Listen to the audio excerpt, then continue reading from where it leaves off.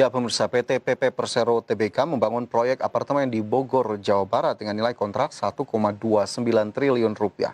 Proyek apartemen Bogor Heritage dan Eco Park ditargetkan rampung pada Maret 2022 mendatang.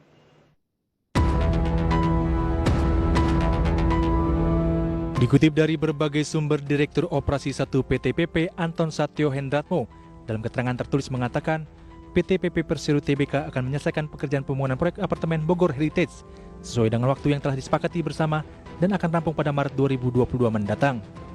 Peletakan batu pertama sudah dilakukan dan pembangunan proyek di tengah pandemi virus corona atau COVID-19 akan menerapkan protokol kesehatan yang ketat. Lingkup pekerjaan PT PP antara lain pekerjaan perencanaan desain, pembangunan, dan detail engineering desain, persiapan prasarana, dan penunjang jalan akses, pekerjaan struktur, arsitektur, dan mekanikal. Perseroan akan membangun apartemen dengan 7 menara. Setiap menara terdiri dari 2 basement, 18 lantai, dan 1 lantai atap. Untuk diketahui, selama penerapan PSBB di Jakarta, dan kemungkinan akan diikuti beberapa kota lainnya, kegiatan konstruksi masih diperbolehkan berlanjut. Pemilik dan atau penyedia jasa pekerjaan konstruksi antara lain wajib menunjuk penanggung jawab dalam pelaksanaan pencegahan corona di kawasan proyek. Berbagai sumber untuk IDX Channel.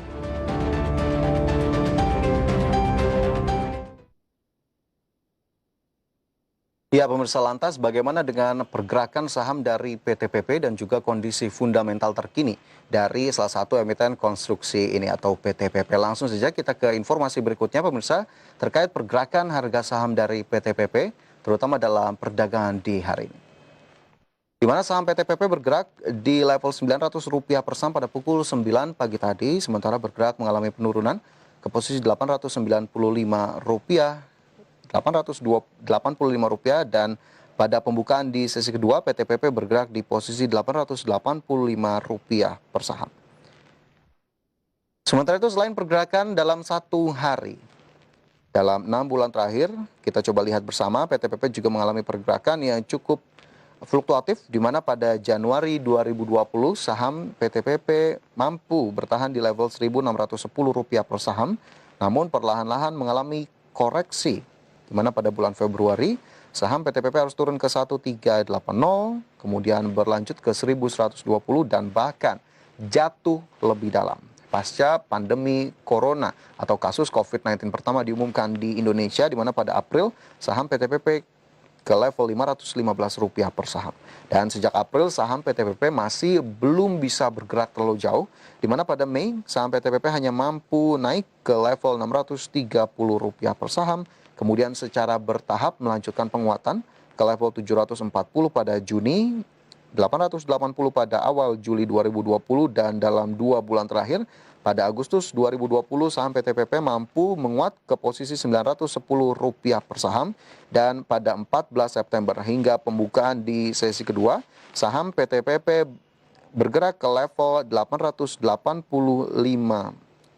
Dan jika kita lihat posisi penutupan terakhir PT PP dari perdagangan di hari ini dapat Anda cermati juga, di mana saham PT PP cenderung mengalami penguatan, begitupun dengan saham-saham dari sektor konstruksi lainnya. Ya, bagaimana dengan kondisi fundamental atau valuasi dari saham PT PP Persero Tbk dilihat dari sejumlah indikator, yakni berbagai rasio keuangan. Di mana price to earning ratio dari PT PP Persero berada di level 177 kali, price sales ratio atau PSR berada di posisi 0,41 kali. Sementara PBV atau price book value ratio berada di level 0,5 kali, dan price to cash flow ratio berada di posisi minus 0,7 kali, dan data dilansir dari RTI. Ya, pemirsa, jangan beranjak dari tempat Anda. Usai jeda kami akan bahas bagaimana pergerakan indeks harga saham gabungan dan juga proyeksinya untuk esok hari. Tetaplah bersama kami.